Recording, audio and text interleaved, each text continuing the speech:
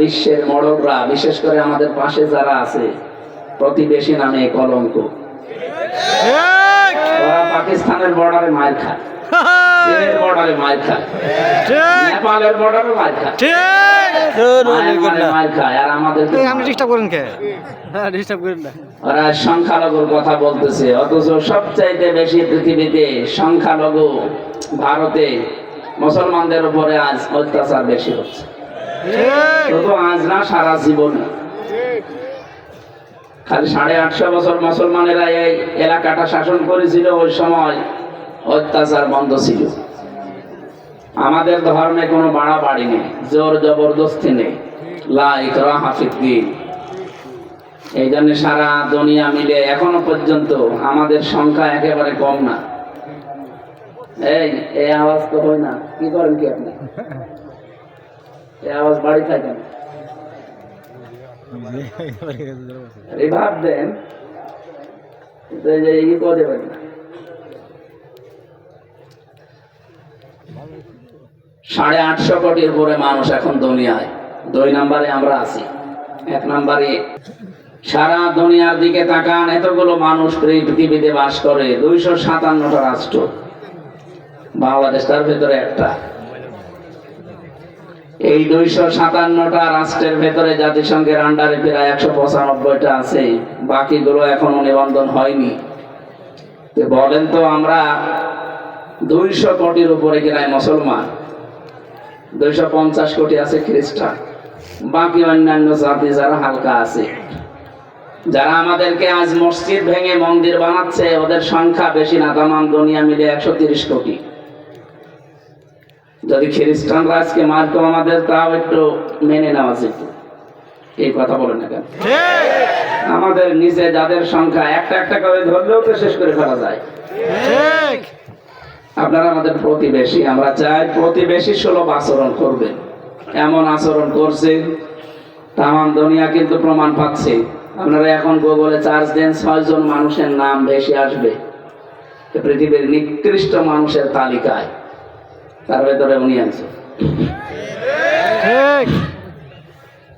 বিভিন্ন জায়গায় বিভিন্ন মন্দির ছিল, এই নাম দিয়ে তারা আমাদের মসজিদ গুলো ভেঙে মন্দির বানাচ্ছে।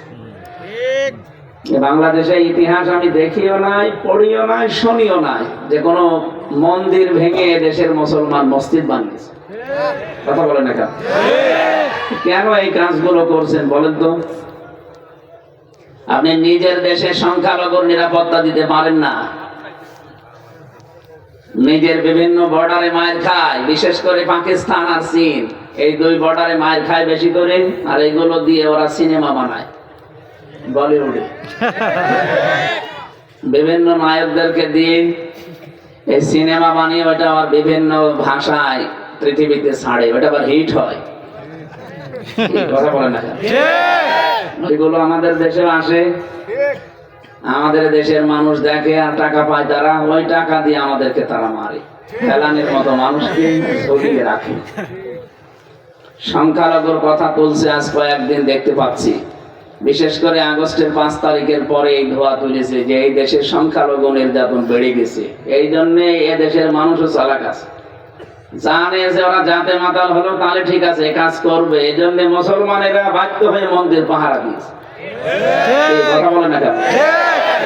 নয়তো মন্দিরে যেহেতু শিরিক হয়, এটা পাহারা দেওয়ার দায়িত্ব আমাদের না, যাদের ধর্মীয় অনুষ্ঠান তারা পাহারা দেবে, যারা জানি কাজ করবে ওরা চাপিয়ে দেবে আমাদের উপর।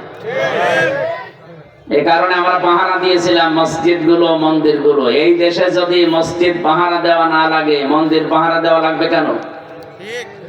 আজকে জাতীয় হিন্দু বৌদ্ধ খ্রিস্টান ঐক্য ফ্রন্টের সভাপতি, ঐক্য পরিষদের না, ঐক্য ফ্রন্টের সভাপতি যিনি সকালে দেখেন বক্তব্য দিয়েছেন, বিজন কুমার সরকার, এই লোকটা জানাচ্ছে এই বাংলাদেশের সবচেয়ে বেশি হিন্দুদের উপর অত্যাচার হয়েছে যারা ছিল তাদের কারণে।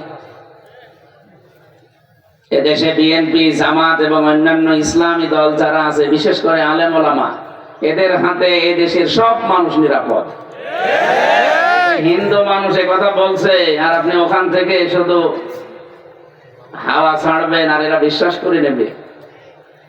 তামাম দুনিয়া এখন যেহেতু প্রচার হয়ে গেছে, প্রমাণ হয়ে গেছে, সবচাইতে বেশি অন্য জাতির উপরে, বিশেষ করে হিন্দুদের উপরে জুলুম অত্যাচার বেশি হয়েছে এই 15.5 বছরে। ইসকন নিয়ে যে কথা আসতেছে, ইসকন আসলে হিন্দু না,